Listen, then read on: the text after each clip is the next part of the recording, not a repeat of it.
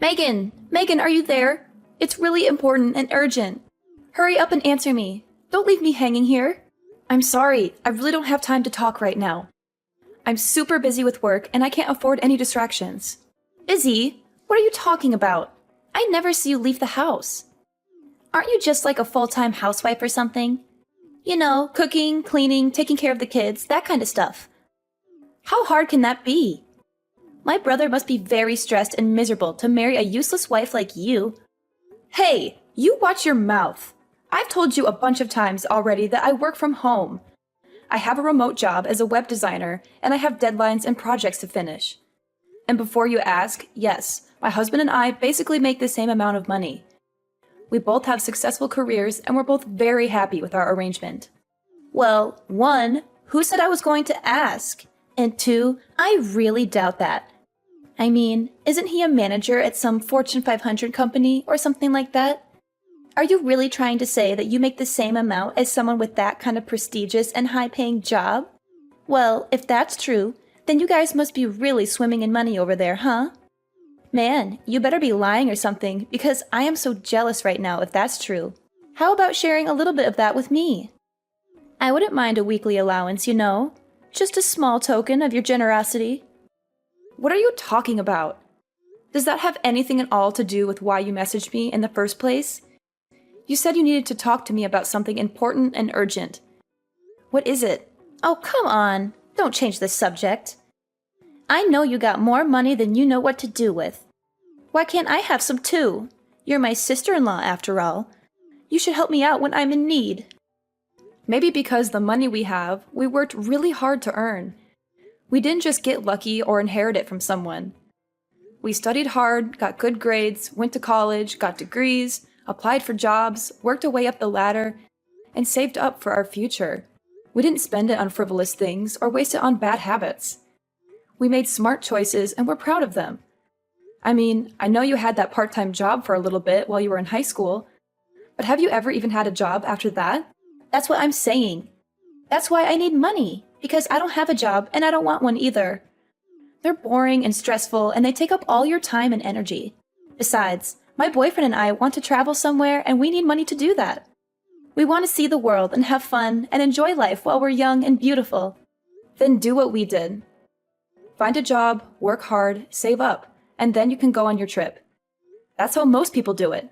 Are you serious? But that's so lame. I could never do something as uncool as that. Are you calling having a job uncool? It's not that I disagree with you, but I really worry for your future if that's how you think of working. How are you going to support yourself when your boyfriend dumps you or when your parents stop giving you money? Well, duh. That's because I'm just going to marry rich and never have to worry about any kind of lame stuff like that. That's my dream and my plan. And don't worry about my boyfriend dumping me or my parents cutting me off. They love me too much to do that. What? Is that really your plan? Just marry rich? Has it ever occurred to you that someone that rich might want someone just as motivated to work and succeed? What? And are you trying to say that I'm not that kind of person or something? Are you trying to insult me or hurt my feelings? Because if you are, then you're doing a terrible job at it. Well, I know you don't have a job, and I'm pretty sure you never do any kind of housework either, so... And you're cooking. Well, remember what happened last time you tried to make something for the family, right? We all just ended up ordering takeout after one bite. You said you wouldn't bring that up. That's not fair. And remember that healthy dish you tried to make that one time? It was that stew that you just dumped a whole bottle of vinegar and that terrible health powder into? Oh man, that was a classic. But anyways, I guess my point was to say that you probably don't cook much around the house either. You probably just order food or eat out all the time. It wasn't the whole bottle, you know. Besides, we'll just hire a maid for all those kinds of things, so problem solved. Yes, you're very clever. Alright, well, do what you want, I suppose. Anyways, I have to deal with some clients, so I can't text anymore. See ya. That's fine. I was going to head over to your place to hang out anyways. What? You mean, like right now? I'm sorry, but I have a couple of friends coming over tonight. Let's hang out another day, okay? Oh, don't worry. I don't mind. They won't bother me at all. That's not what I was worried about. I'm the one who's going to be bothered. You always crash my parties and make everything awkward and annoying. Do you remember the last time you went to my house while my friends were here?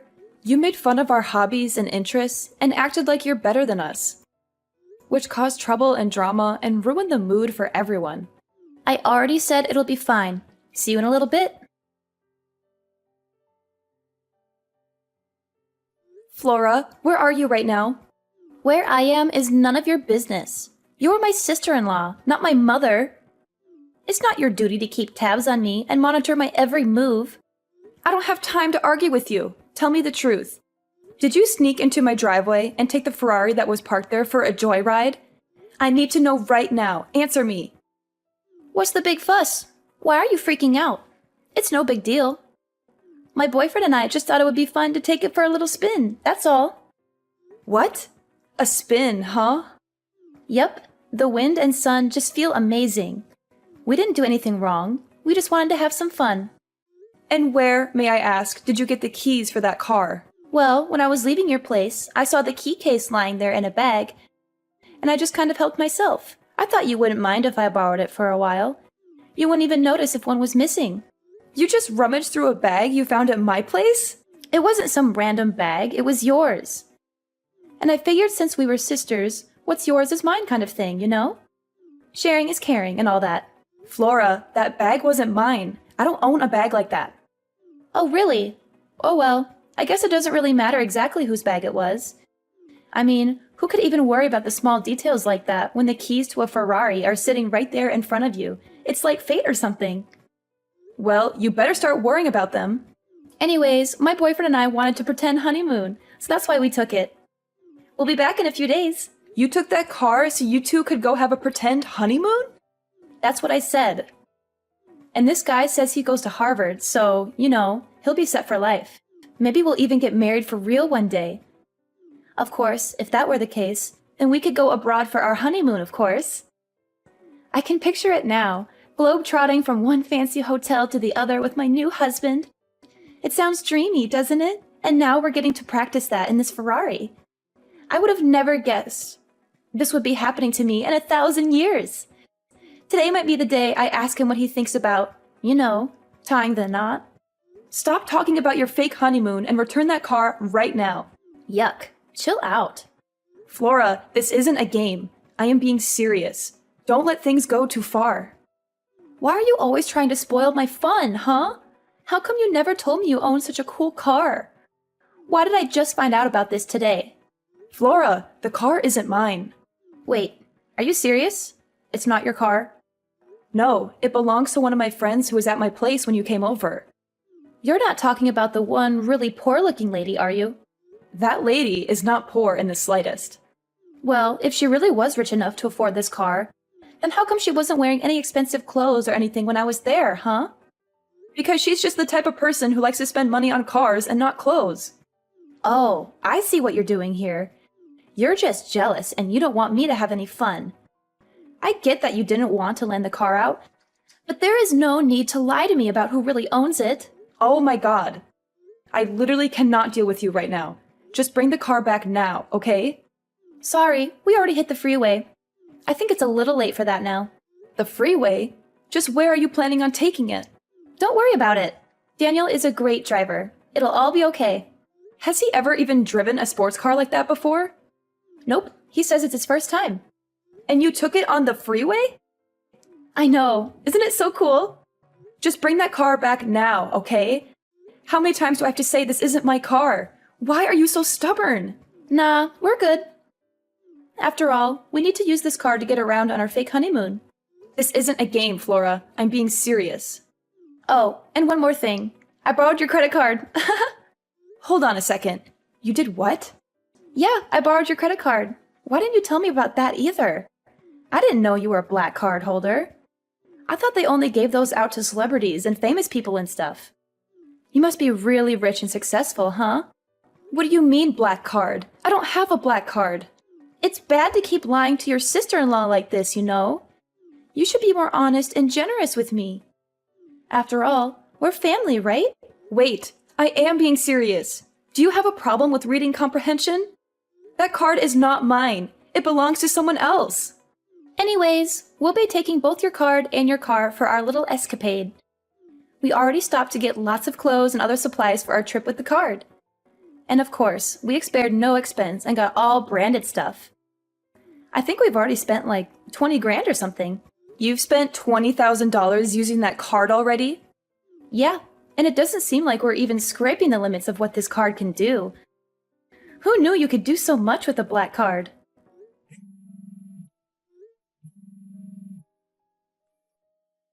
Man, you are persistent. Look, Megan, I'm trying to enjoy my fake honeymoon here, so I'm going to block you until we get back. Flora, you better not! Too late. Bye-bye.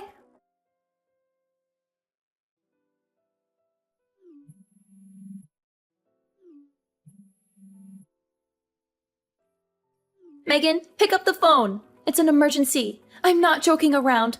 I'm being serious. You have to answer me right now. What do you want? I'm busy right now. Can't you leave me alone for once? I can't use your credit card anymore. It stopped working. Was it a fake or something? Did you trick me into taking a fake card? Was the black card you stole a fake? Yeah. Daniel and I are trying to check into our hotel, but they won't accept our card. We made them try again and again, but they said the payment wasn't being accepted. That means that the card was a fake or something, right? Oh man, this is bad. What should we do? Flora, you can't use that card because the owner froze it. They realized someone stole their card and they called the credit card company to stop any more purchases from being made on that card. What? They froze the card? How could they do that? Yeah, it's that thing when you call the credit card company to stop any more purchases being made on that card. It's a very common and sensible thing to do when someone steals your card. I know what freezing a card means. But if the card is frozen, then that means we can't check into our hotel. And the room I booked was supposed to be one of the best suites this place could offer. It had a jacuzzi and a balcony and a minibar and everything. It was supposed to be our dream vacation. Maybe just try paying for the reservation with your own money instead. But we only have a little bit of cash on us right now. We spent most of it on gas and food and souvenirs and stuff. We thought we could use your card for everything else. I see. And if it was a hotel suite that I'm sure cost quite a bit, huh? Maybe just go to the bank and take out some money to pay the deposit. You know, the bank where you have an account with your own money. I didn't bring any of my bank cards on this trip. Wow, are you serious? Going out to such luxurious places, but you didn't bring money, but only care about using a black card that's not yours? How irresponsible and selfish can you be? I didn't think I'd need to since I was going to be using your card instead. That's why I need you to go unfreeze the card right now. Please. Please, Megan, please. You're my only hope. Look, I tried to explain this to you earlier, but that card doesn't belong to me. But that wasn't a lie? You weren't trying to trick me or prank me or something? Flora, open your eyes. Look at the card. What name is inscribed on it? Is my name Megan Flynn? But I thought I looked at it before I took it. Let's be real here. You barely read at a 4th grade level. So let's not pretend literacy is your strong suit. Don't be freaking rude. I know how to read. Okay, then take out the card. Hold it up to your face and reread the name printed on the card. But it can't be. I just glanced at it and I thought it said Megan, but it really says Megan. And the last names are the same. How can this be? It's quite the coincidence, right? Actually, that's how we both became friends, because we basically had the same name. We joked about how if we were a couple, people might have trouble telling us apart on paper. So then who the heck is Megan? Why don't you try asking your boyfriend who she is? Why would Daniel know who she is? Just try asking him, okay? Maybe he'll tell you something interesting. What the heck? When I asked him about Megan, he took the car keys right out of my hand and ran out the door. He didn't even say anything. He just looked at me with this guilty expression and bolted. He left me here alone with no money and no car and no hotel room. Well, that's too bad. Maybe you should have thought twice before stealing someone else's card and car. And you should have been more careful about who you trust. Hey Flora, were you able to catch Daniel in the end? Did you find out why he ran away from you like that? Well, you could say that. But the truth is that he just crashed the Ferrari. What do you mean he crashed it? How did that happen? Did he get chased by the cops or something? Right as he was trying to make his getaway, he got carried away, slammed on the pedal, and drove right into the parking lot fence. The front of the car has a little dent, but at least Daniel was totally fine. He didn't get hurt or anything. Do you realize what you've just done? What's the big deal? I just do not get you. I mean, just take it to the mechanic and it'll be fine, right? You're always freaking out over the tiniest stuff. It literally drives me crazy. You can't control my life. Look, I'm glad that your boyfriend was okay? But this is not just some little mistake. This is a huge mess. Besides, have you even figured out just why your boyfriend panicked and tried to run when you asked him about Megan? Oh, actually, now that you mention it, I forgot to in all the excitement. But anyways, can't you just tell me what's up? Why are you being so secretive and mysterious? Daniel is Megan's younger brother. He's a what? I never knew that. How come he never told me?